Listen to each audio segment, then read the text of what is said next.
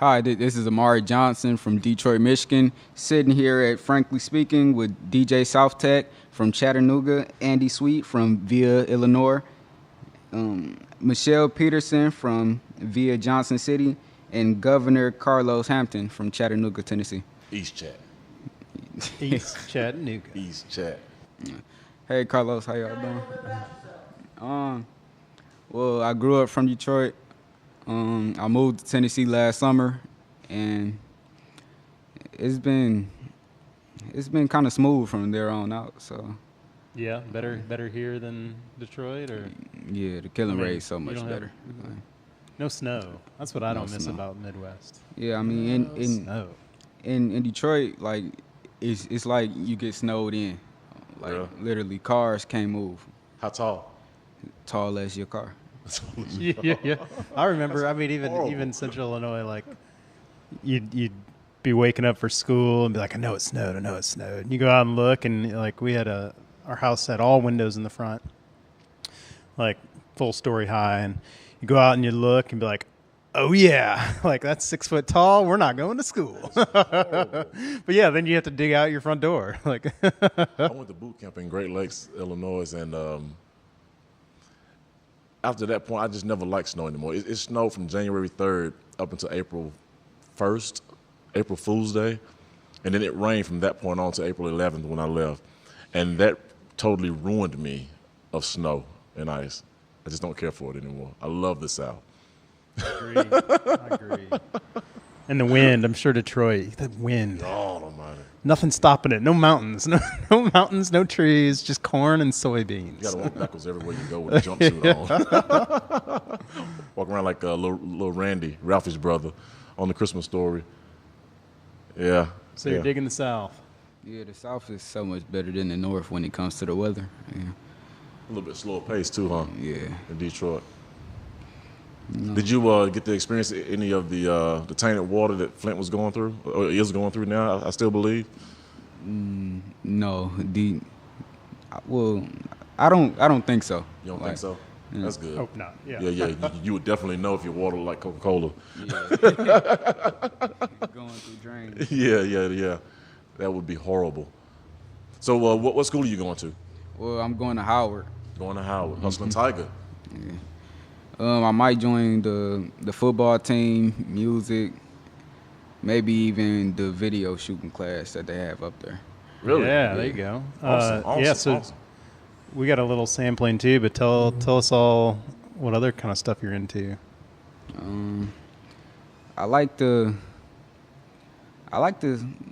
rap and play with my music. Like, for example, I just made a record at Mark Making for Stop the Violence. It premieres today at 5, and I just want to see how many people show up and show support. Awesome. Now, I know you said that the song's going to be about stopping the violence. Yes. But where do you get your thought process from? Where does your rhymes come from when you're writing them down? Is My it something bars out the sky from your heart, seeing on the streets? My bars come from Detroit. Like, Come from Detroit. Okay. it comes from my neighborhood, basically. You know. What neighborhood is that in Detroit? 6 Mile and let me see, 6 Mile and Mile, basically. Yeah. That's where Eminem's from, right? 8 Mile, right? Detroit. Yeah. The D. Okay. Come back around to my hip hop with trivia, I guess. Awesome. Now the song we talked earlier, but just to get it on record, how long did it take you to write the song? This song took me at least 45 minutes to write in one night, really. That's good. It's real good. I was thinking days, weeks. A thesaurus, a dictionary. Yeah. And there's a young lady on the song too that we're going to hear as well, and her name is Amari Pinkerton. It's a good sounding song. It has a message to it. Yeah, I hope we'll add it to the end, I believe, of the podcast, so listen on. Yes. Full of emotion when I hear it. Some songs you hear, especially the newer generations of music, you hear it, but it really doesn't have any like soul to it, like the old like Marvin Gaye's and Motown era. But that song, listening to it, when you get into it, you hear kids making sense that adults can't make, and that's crazy. That's the truth. Yes, it is. Yeah. What else you got going on? Well, I just printed out some business cards not too long ago.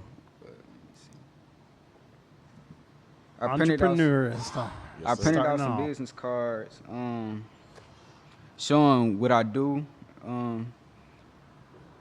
I do mowing, I cut grass, paint, gardening,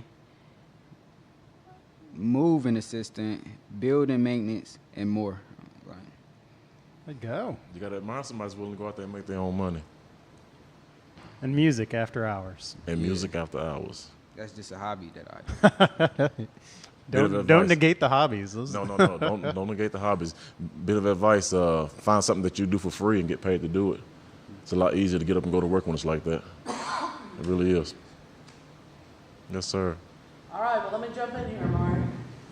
All right, thank you, sir. And thank you for introducing us. And you hang tight, and we'll play your song out, your "Stop the Violence" song, which is pretty apropos for all of us because we want to, obviously support the Clark family here. Over in East Chattanooga, a lot of violence has happened, and kids like Amari, the kids at Mark Making and at Glass House Collective have kind of joined us over here at Archway, and we want to support them as much as possible. Let them know that they're not alone over here. There are a lot of people in Chattanooga upset about the violence, and I think there are a lot of people who don't know what to do about it. And usually when I don't know what to do about something, I just do anything. And that's what, frankly speaking, is about. As Amari walked in off the street here, introduced himself, had a nice firm handshake, told us he was from Detroit, and we asked him and invited us into our conversation today. Yeah. What podcast count is this, 7. Mr. Sweet? Okay. 7. I've been calling Mr. DJ, and little did I know that it's DJ South Tech. DJ South Tech. You find something out new every day. And so what we're going to do is DJ South Tech is going to hang tight, and we're going to play Amari's song out when we finish up, and we're going to try to keep it under an hour. Boom. Going to happen. Under an hour. I missed you guys last week. I just want to say that. We missed you. We missed the podcast altogether last week. That's true. Yeah, it's 2 weeks now. It's been 2 weeks. I think you the last haven't been here for podcast 3 we weeks, had. Carlos. Three. It's been 3 Yeah, weeks? because it's Rondell, the governor, man. We missed you, governor. That was week before last, right? Been slacking. 3 weeks. Ah, Can't get it together, man. had to put those fires out. I don't know that Amari realizes how tell Amari how long you've been with the fire department. I'm working on my 19th year with the fire department. And tell him what you did before that. I was in the Navy fresh out of high school. Did 4 years there. Got 2 Mediterranean tours up under my belt where I went and served over in the Mediterranean Sea 6 months at a time. What countries are in the Mediterranean? You got Italy, you got Greece, you got parts of France, even did the Suez Canal. Oh, wow. Which separates Egypt from Saudi? Egypt from Saudi, I believe. It's not Saudi Daisy, Saudi Arabia. Saudi Arabia. That's that East Chattanooga coming out in the governor. Saudi karate. Yeah, seen a lot of things that a lot of people that I know and respect will only see through books. The crazy thing about all that is that I didn't realize how much I had going on around me because I was so young and full of what they call P&V and just more focused on myself really than taking in the culture of where I was and things that were going on around the world and everything else. But some lifelong experiences, met some great people, had some awesome times, got to see some amazing things. Even went to Dubai for 9 days. And it was back before anyone even knew about Dubai. That's something, Amari, that and Andy and Carlos and that I really want to put in here as a global map. Have kids come up and pin it where they want to go. Where you want to go? You ever want to go overseas? You ever want to do anything? You ever thought about it? You ever thought about going to Atlanta? You been to Atlanta? Never been to Atlanta. Well, you ever been to Dalton? That's close. We can get you to Dalton. Never been to Dalton? This is my first state. This your first time? Besides Michigan. Besides Michigan. That's a pretty good trek. You know, my sales guy's from Michigan. If he's listening to this, he'll be sure and text me. He's from 12th Mile, I think. How many miles is it? How many miles is it up the track up there in Detroit? I think it goes up to at least 15. 15? Didn't know that. And So is it like I an didn't even avenue? know that's how they named. Is it like an avenue? Is it an expressway, or is it what? It's freeway. freeways, okay. Okay. That's interesting. It is. It is. Well, we always do this. We kind of get started. Happy Amari's joined us. Definitely going to share his song. He'll play us out, and then maybe, I don't know, if we can get this, but certainly be kind of apropos if we could get it on the Facebook. I call it the Facebook, like people call it the Walmart. I know that's just a funny thing, but you always got to put the. I always like to use the Google. The Google? Oh, yeah, they own us over there in San Francisco for sure. That's for sure. So, Andy, let's revisit like we're back again because, what do we lose? Where are you from? How'd you get to Chattanooga? Tell Amari how many triathlons you've done, how many Ironmen. I don't even know if Amari knows what. Do you know what Ironmen are? The people that go out and swim and run and... So tell us a little bit. Oh, man. Okay. Yeah, so grew up in central Illinois, little farming community, and stayed, Illinois right there all the way through my undergrad work. Only went to school, went to university 45 minutes away from home, so not really left. But one of the things that I picked up on through high school and college was rock climbing. It was my primary fun adventure sport, and so started realizing really quickly, you want to climb rocks and you're in the Midwest, there aren't any. So you go find some, and the best in the country is right here in Chattanooga. So back in the 90s, we started driving down, me and friends, to Chattanooga to climb down here. And that just spiraled on to when I decided I finished grad school or undergrad. I was like, I got to move to Chattanooga, or wherever I can get closest. And took a job in North Georgia, Dahlonega. And this is, I don't even know that you guys know this. My first job out of college was working at a place called the Kangaroo Conservation Center. Largest population of kangaroos outside of Australia, right in North Georgia. Kangaroos like what you see hopping around, pockets in the front of their bellies. With boxing gloves on. You know it. Yeah. Well, and I'll give you some good stories there. But yeah, I did my undergrad was in biology, but with a focus in animal behavior. So I worked in zoos through undergrad as well. And I took this job working with kangaroos in North Georgia. And they are not what you think. Because you can think back if you've ever really seen a kangaroo in person. Probably not. Because they're very hard to get. They're quick, and right? The country of Australia doesn't like to send them out. Right? Oh, So it's got it. very hard to get a kangaroo even in a zoo, which is part of the reason this facility was built to breed. But you've never, again, and then they require a lot of space, and most zoos don't have the space, so they don't put in kangaroo exhibits. They are huge. They are not little. Kangaroos are huge. They are not little animals. Like What, 5, Did you 6 know that, foot? Mari? Kangaroos are huge. I've seen them on TV. big. I mean, yeah, 6 foot. If they stand on their tail, 8 foot. Not little tiny front arms. They're some of the males that have front arms bigger than my legs. Are you serious?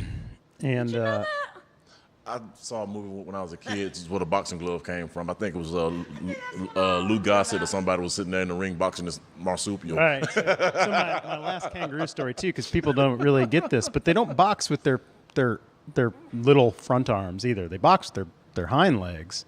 They Those rip balance on shreds, their right? tail and they kick forward with their hind legs. So all their weight's on their tail, pushing with their big back legs. And yeah, I mean, they could knock a person 30, 40 feet with That one, was pretty one kick. impressive too, right? Massive. Makes me feel like the next contest, which I think is going to be a Name That Pretzel contest, is we're going to go to the zoo. Yeah. Well, and I wish- Imagine the symbolism of the marketplace and the zoo. it's The Atlanta Zoo. Which zoo would pretty you crazy. take the Archway kids to if we had the choice? You're the Oh, nearby. Yeah, I mean, Atlanta's a great facility. Birmingham as well has good. I like to see that kangaroo spot. Yeah, unfortunately, they closed 2 years ago. oh they did couldn't get funding. Well, they were privately funded, married couple that had plenty of money that then they got divorced and Oh, yeah. the facility shut divorce. down.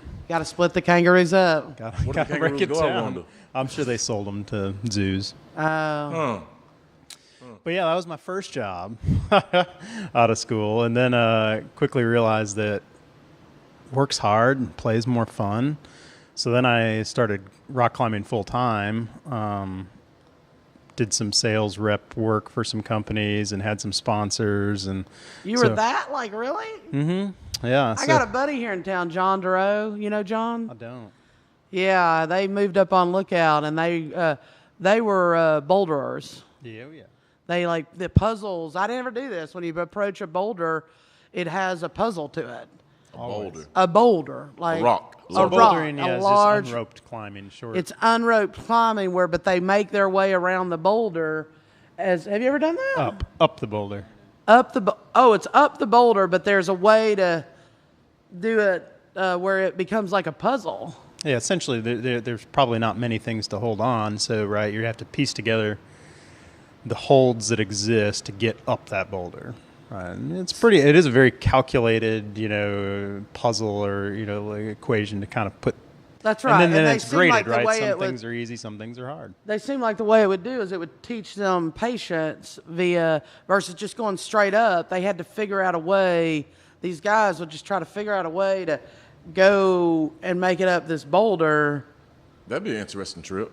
That's what I say. Yeah, yeah. That would be a The climbing great trip. trip's way more. Well, fun. John Duro I think he's pretty bigwig now at Petzl. Yeah. Petzl? Yeah, What is Petzl. that?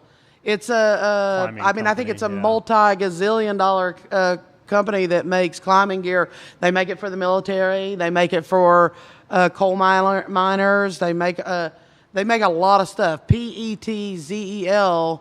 And I was actually part of the conversation. If John Duro listens to this, John Duro, send your donation to Glass House Collective Yeah. via.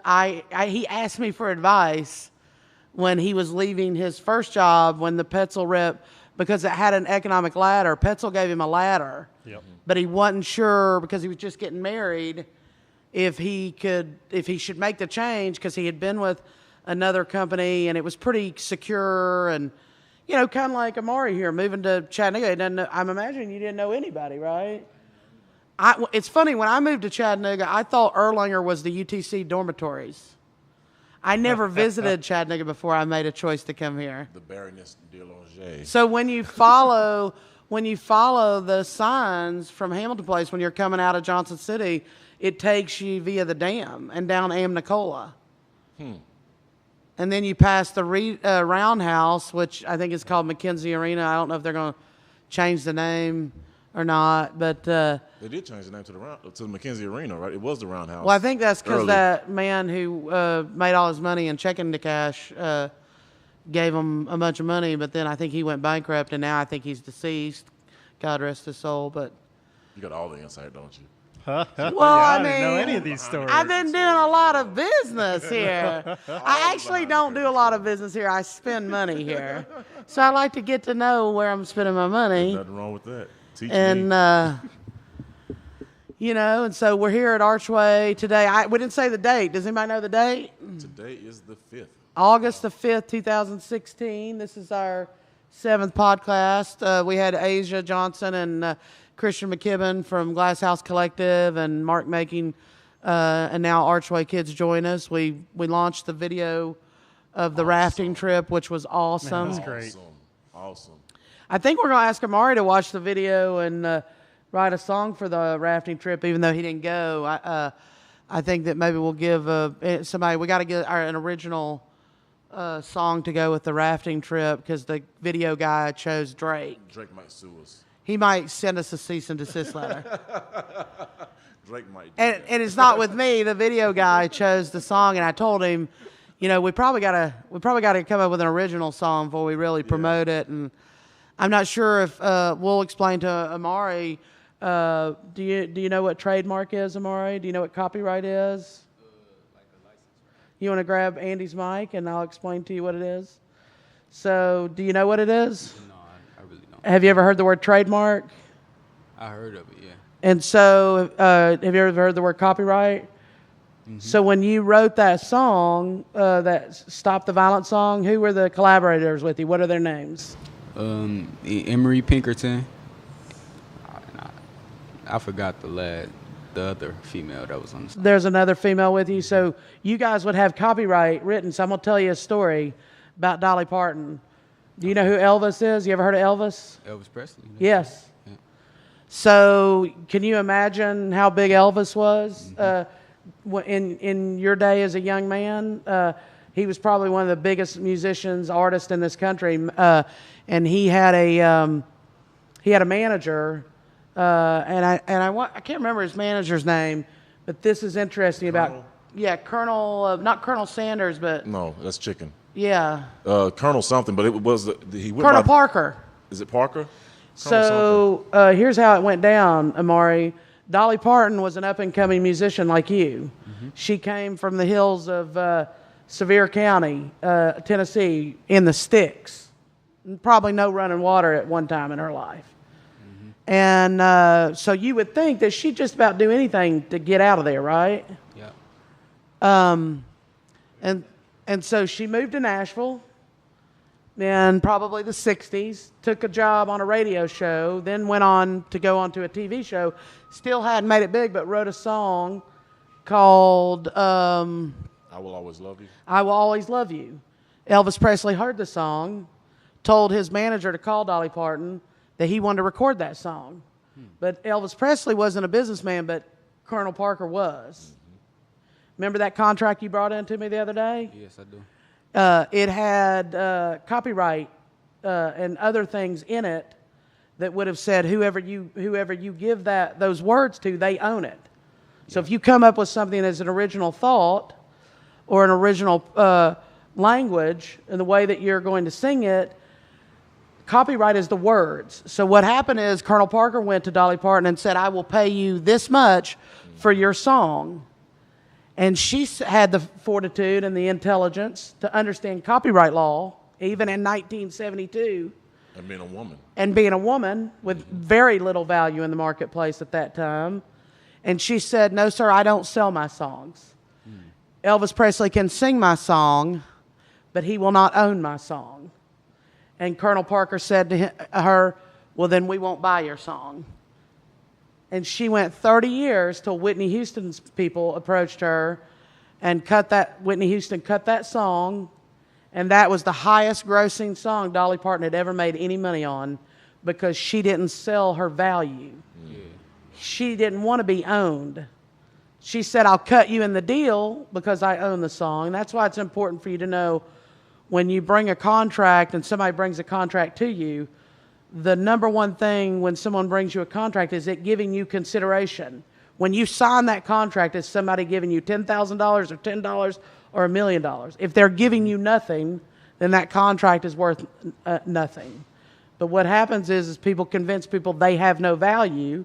You're poor, just like Colonel Parker did when he tried to convince Dolly Parton to sing that song. And basically, she had the knowledge of possibly where her father had told her. I bet you anything it was her dad, because that's who taught me how to have value in myself. And that's what we're trying to do around here.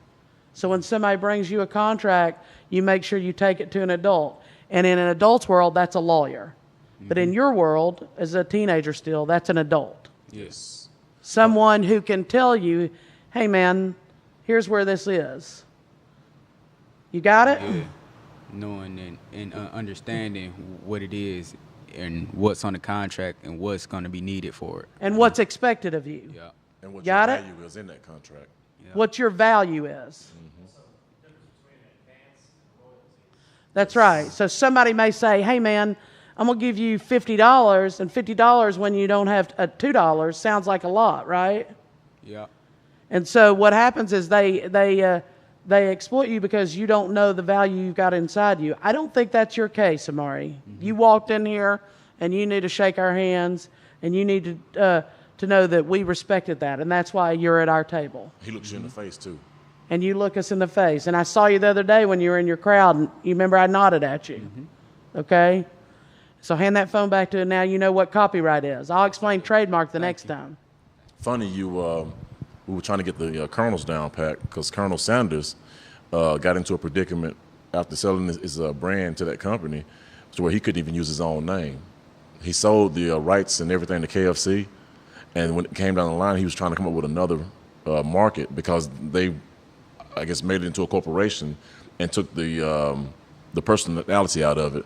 And so he came back with a Colonel Sanders chicken or something like that, and they sued him, and he couldn't even use his own name. Well, that happened to Prince. That's why he became the artist formerly known as. Yes.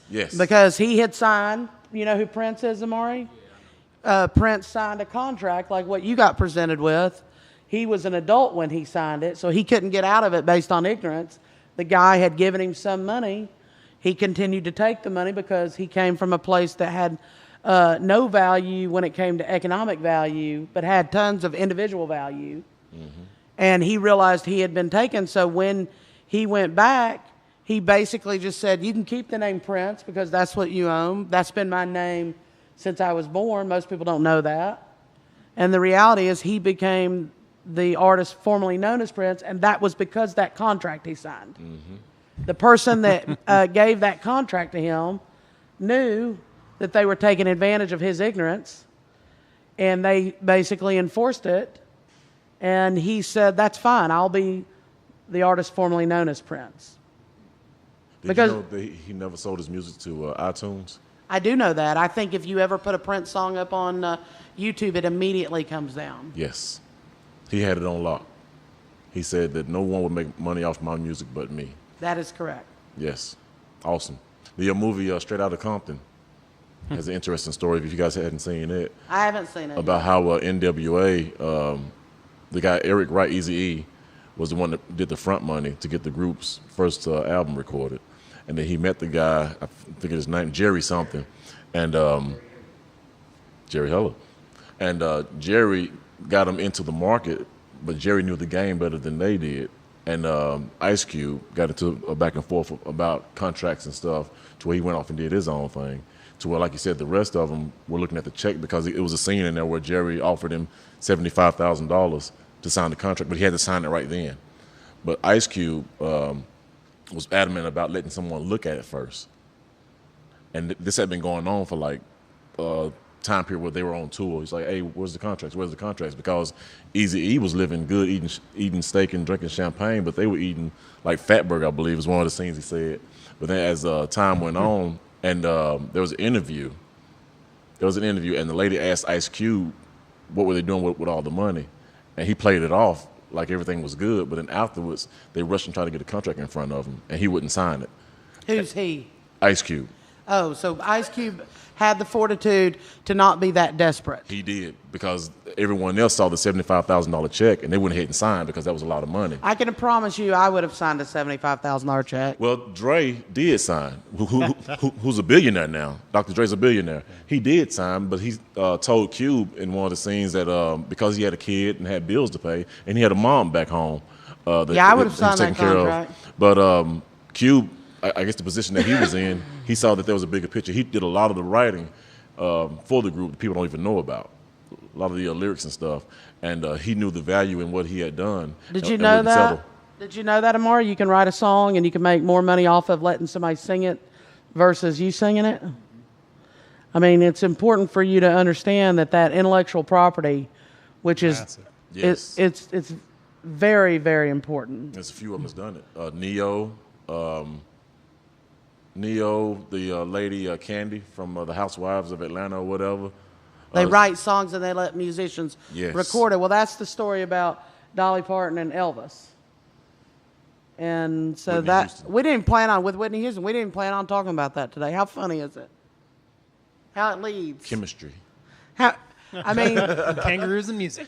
kangaroos and music Kangaroos and music. copyright. Who Where knew? else but Frankly Speaking? I mean, seriously, it's just unreal. Well, I think we're getting ready to launch the Name That Donut contest. We've got the high-rise CRM system set up now, right? We're working with a few people, CRM system in the interest of people who don't know what that is, and you might be listening, is a customer reporting management system.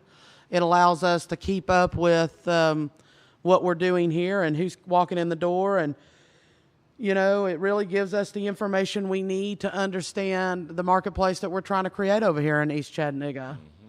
There's a lot of value. I know that people think there's a lot of violence over here, but there's a lot more good than there is violence. Yes.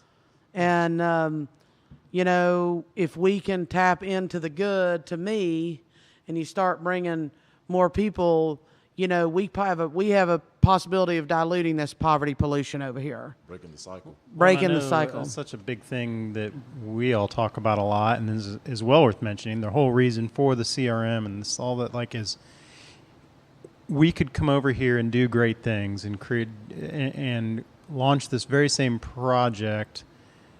Without that data, it does us no good to showcase and to learn how to do it better, how to show someone else how to repeat what we did, right? Having the data of what people are doing, where they're at, what that marketplace really looks like, numbers, movements, dollars. Well, and I think Amari's sitting here, Andy, going, what are they talking about, and how does this affect my billfold, right? How can I make money without going in 102-degree temperature and mowing somebody's grass?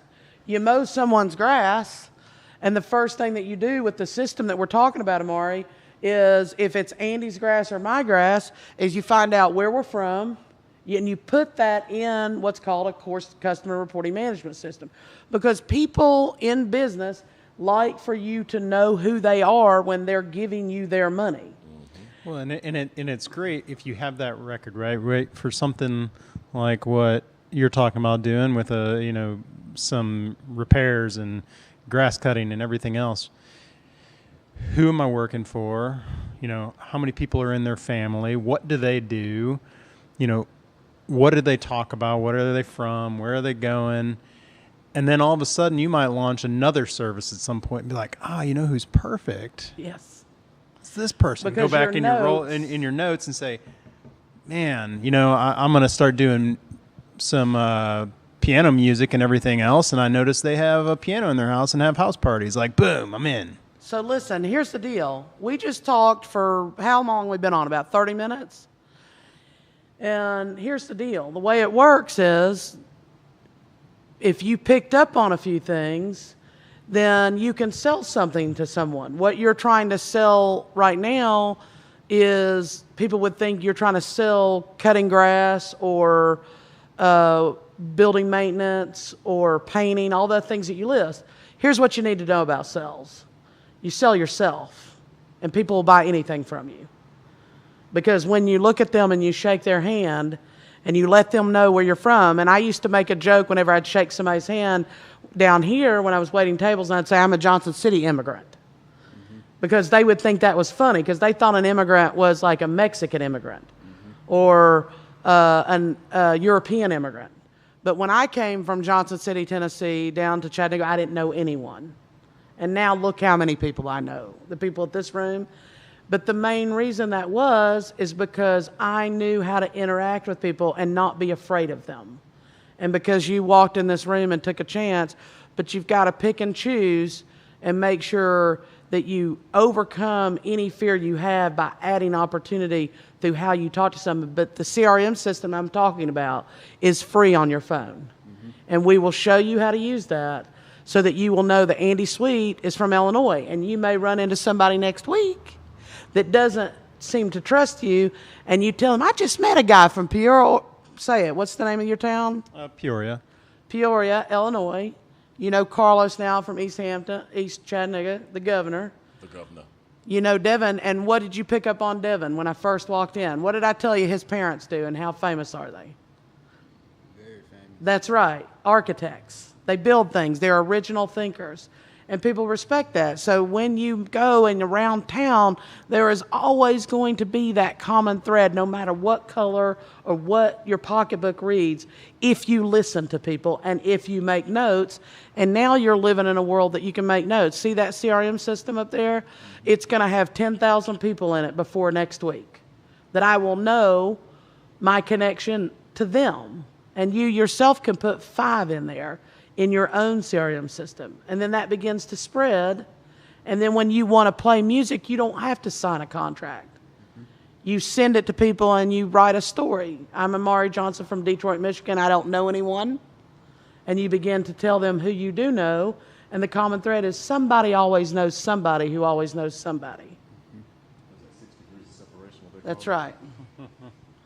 And so that's, I think, we're trying to keep it under an hour, and I probably took up 20 minutes of it just explaining Dolly Parton, but it's good stuff.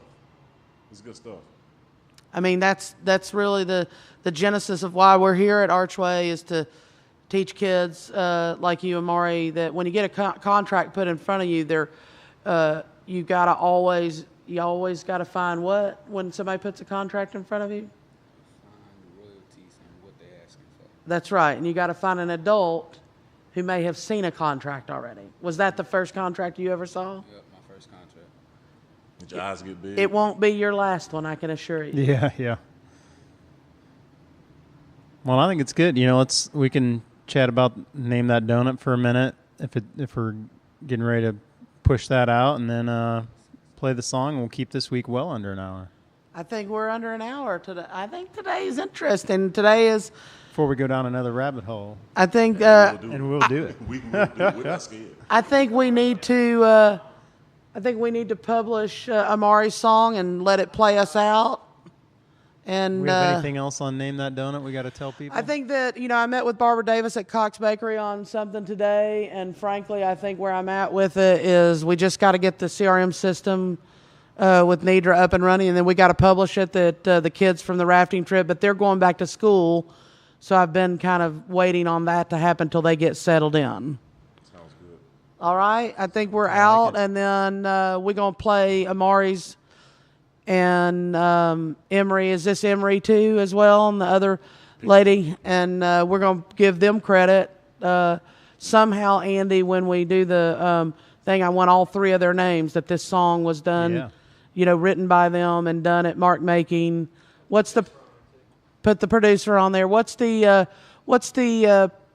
Mark Making thing called, Amari? Magic Marker. Hold on, speak into the mic. Tell us who they are. Talk to us. The 3 artists is myself, Amari Johnson, Emery Pinkerton, and Anaya. Let Andy look that. Anaya Jenkins. Anaya Jenkins. Mm-hmm. So we've got, let me see it, Amari? Oh, Ayana Jenkins. Ayana Jenkins. Ayana Jenkins. So all right, we'll get that in the notes. Emery and Ayana. And you 3 wrote the song together, Stop the Violence. Can we play us out, or do you need to do that in some sort of... Okay. So here we go, guys. We're going to listen to Stop the Violence, and... Happy Friday. Happy Friday. Happy Friday indeed.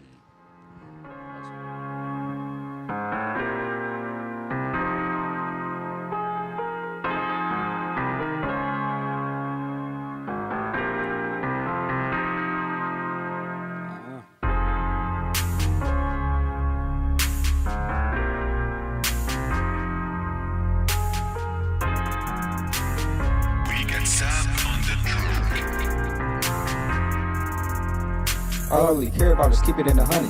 Any little thing the little baby asks for. I ain't worried about the money, I'm just trying to feed the hungry. Everybody get a little piece of pie for it. All lives matter if you want to get to it. Gotta stick together if you want to get through it. Strong bright future is the way you gotta do it. Strong bright future is the way you gotta do it. Stay in them schools and stay in them books. Kids too grown, gotta sell Facebook. All them heavy days, yeah, they came and got took. When you grow up from the hood, then you smarter than you look. Before you have a kid, turn a page in a book. When you see them words, you gonna take a closer look. When you live that life, you gonna think you on the hook.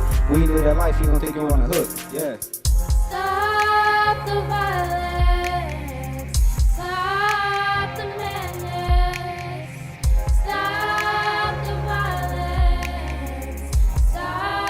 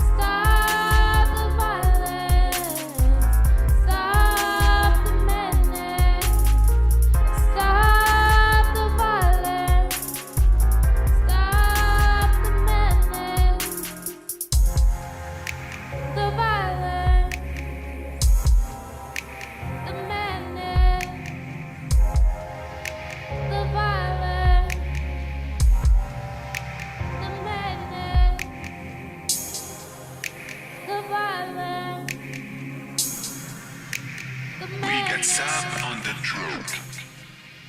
The violence, the madness.